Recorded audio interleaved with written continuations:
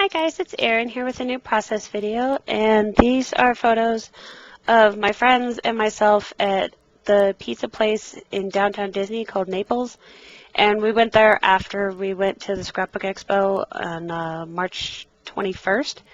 And I'm just now getting around to scrapping these photos, which is sort of my fault, but is also because I was waiting for that one photo.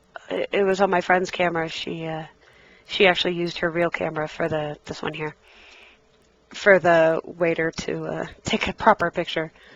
So I wanted to make sure that I had all of the photos before I did these layouts. And I picked out a bunch of Amy Tan paper.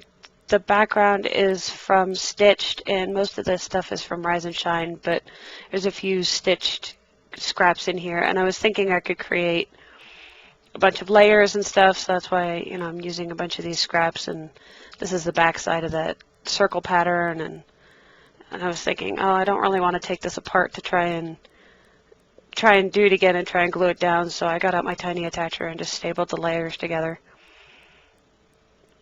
And I was going to put it on the bottom, but I actually ended up liking it better on the top.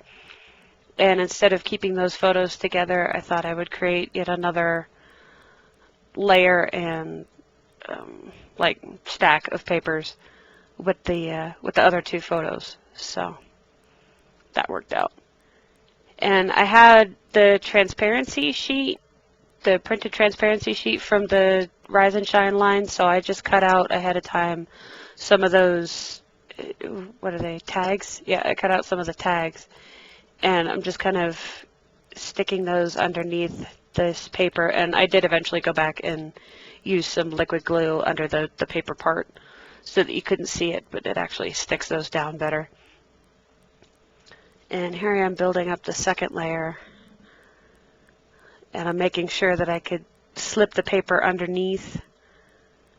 That didn't fit in my trimmer, so I wanted to cut off the green part because I didn't like that shade of green, and I didn't want more wood competing with the wood background. So I'm just making more layers under those photos so that you can see everything.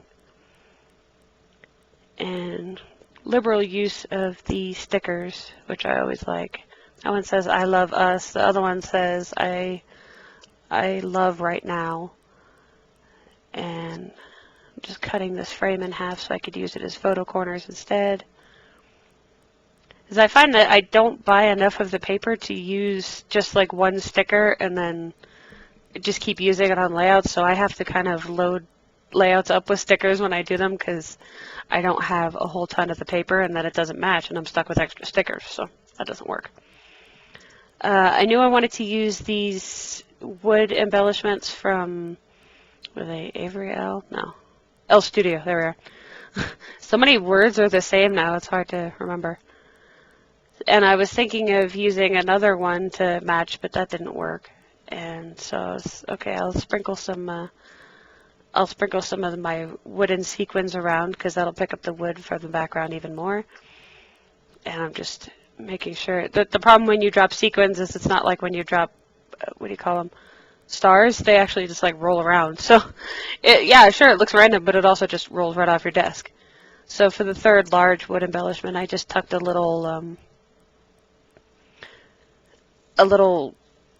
label. Yeah, wow, my words are not good today. I don't know what's wrong with me, guys. I'm sorry. I tucked a little label under there, and now I'm just gluing down the sequins and trying to do that whole it's random, but it's not quite random because I'm planning it out, but it looks random thing, which is always so fun to do. And I'm going to journal about, just how nice it is to hang out in person with friends, even though, I mean, it's not something I get to do a lot because contact with people is scary, but it's great. And the gal in pink, actually, she traveled all the way down from Northern California, so it's great to see them, and we met on a message board, so that's cool too. Bye.